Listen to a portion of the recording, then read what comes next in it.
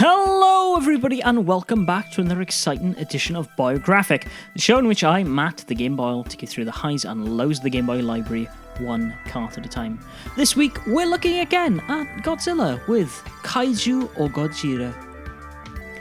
So, I'm going to come out and say it up front. I have not seen every Godzilla movie that's ever been made.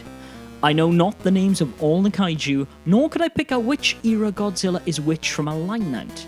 Even so, I have really enjoyed everything I've seen starring the King of Monsters that's come out of Japan. It's not for lack of trying either, as I will gladly watch anything with kaiju you put in front of me. It's just simply not the most easily accessible film franchise due to the existence of multiple releases of the same film, the language barrier of the Japanese releases, and the low print runs in the rest of the world. And let's just be clear, as gorgeous as that Criterion Collection Blu-ray box set is, I'm not paying that kind of money for Blu-rays in 2020. I've always enjoyed Godzilla from the sidelines, turning up to be disappointed by the Western interpretations of him in movies, while relishing any chance I could to get my hands on translations of Toho's output. It's created a mystique around Godzilla for me that often sends me down Wikipedia rabbit holes, but ultimately manifests itself with me discovering new Godzilla video games that oddly usually do make its way to European shores, even if the movies they were made to promote do not. Unfortunately, one game that we didn't get was Kaijū-ō Godzilla, Godzilla King of the Monsters, for the Nintendo Game Boy. The game was released in 1993. It's essentially a video game based around the Heisei period Godzilla movies released up until that point.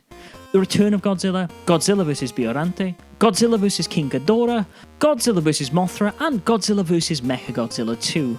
Though, strangely, you don't play through them in chronological order. The game starts with a little flavor text that explains how an earthquake off the coast of Ogasawa led to the discovery of Godzilla, before allowing you to control the King of Monsters in a game that is part side-scrolling beat-em-up, part kaiju chess. Let me explain. The first time I played this game, I assumed it was a side-scroller like any other. You'd move from left to right, smashing ships off the coast of Issei by pressing V to punch, and then holding A to let out blasts of atomic breath to knock aircraft out of the sky. Straightforward enough, right? Well, then I noticed the game controls a little like Guardian Heroes, in that the player moves Godzilla across 3 planes in order to move forward, which is presumably an attempt to create depth while allowing absolutely massive sprites to play nice on screen. Then things got weird. I encountered my first kaiju and I realised I had no health. The music switched out to a faster paced theme to let me know I was in trouble. I could no longer fire atomic breath, and seconds later I died, transporting me back to the start of the level. Great, I thought. Another impossibly difficult Game Boy game to get through, Matt. Nice pick. So, I cautiously moved forward, punching the first ship to smithereens, and then I stopped to see if the air raid would fly at me by itself. To my surprise, I noticed my health was starting to refill. So, I let it get back up to full, and I trudged on, the screen shaking with each step to the right. I blew up some ships with an atomic breath, and noticed each second I let rip depleted my health bar. So, I stopped again and let the King of Monsters catch his breath. I thought to myself, I must be doing something wrong. This game can't be that slow, can it?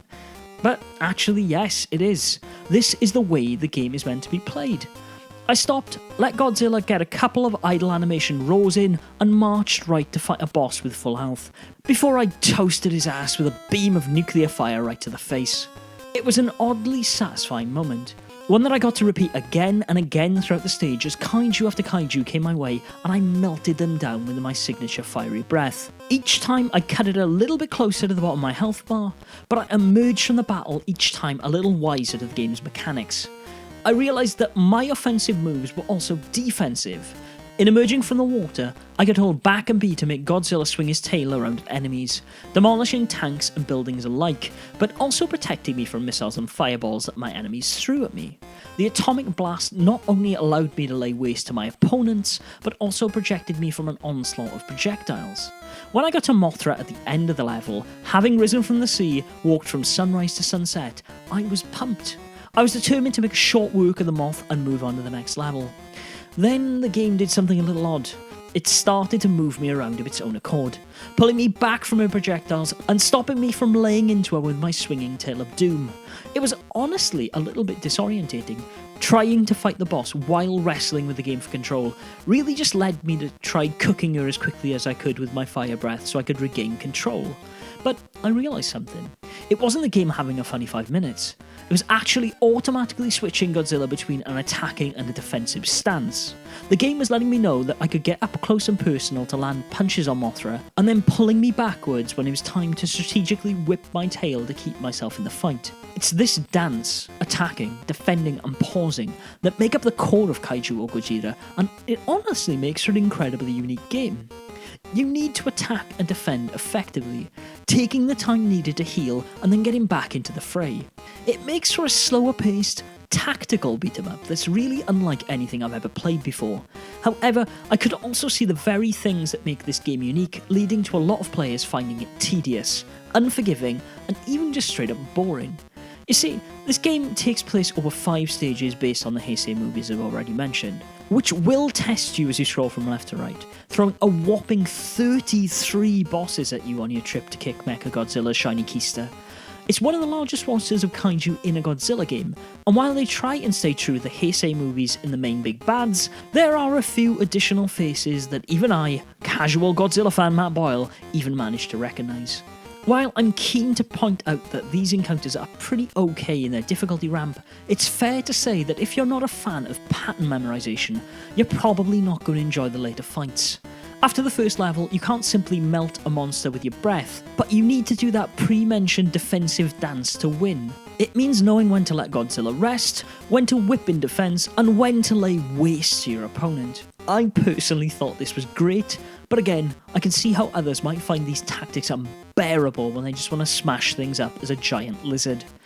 One thing I wasn't a fan of though was the game is incredibly unforgiving when you die, taking you right back to the start of the level. If you're playing this game as cautiously as I was, it's going to take you at least 15 minutes to clear some of these levels. Imagine getting to the end of a level, dying against a final boss because of a needlessly cheap screen-length claw, and having to do 15 minutes all over again. Not that great, especially when you factor in you've only got 4 lives to clear the whole game with, and there's no passwords, meaning a death against Super Mechagodzilla at the end, one of the most challenging bosses I've fought in a Game Boy game for ages, means replaying the entire game again. Yes folks, that totally happened to me. Twice. And here I am, on the other side of Kaiju-ō Godzilla telling you to check it out. The plan is to put up in all the glory of this game so the curious can check out just how slow it can be, but if the thought of a slower game doesn't bother you, I'd say it's definitely a game of interest to those who are looking for something a bit different, or simply to those of you with a sadist streak. The music is fine, the sprite work is great, and yes, each blast of atomic breath causes the game to hitch for a microsecond. But even these flaws come together with what's there to form what I consider to be amongst the best Godzilla games I've ever played. Why?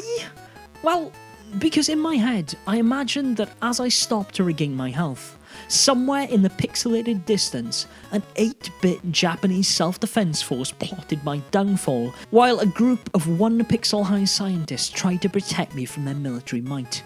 I was not simply a character in a video game kicking tail and taking names, but I was part of some bigger narrative, whose atomic blasts cut out important plot points relayed to the audience over radio waves. Each building removed from my path might have just been escaped in the nick of time by a pixelated protagonist, dramatically turning to witness it crumple like paper under the might of nature. Maybe this was just me keeping myself entertained while I waited for my health bar to refill, but I honestly think that there's something in the game's slow, deliberate nature that makes me want to believe it's intentional. That in the game's slowness, Toho figured out how to truly represent how it feels to watch those old movies, and by letting the player's mind wander, they're inviting you into that world. As poetic as I'd like to be about the game, I freely admit it's a little rough around the edges for sure, maybe even a little ill-conceived. But dare I say, I found the game to be a real hidden gem. Kaiju-ō Godzilla is not going to be for everyone, but it's a visually impressive game that's just doing something I've never seen before, and to be honest, perhaps the world hasn't even seen since. And that, to me at least, game boys and girls, is worth its weight in gold. And that brings us to the end of another Boyographic, ladies and gentlemen. I hope you've enjoyed. If you have, check out the All the Glory. It should be going up tomorrow. And until next week, Game Boys and Girls, where I'll be back with an update video, be sure to game on.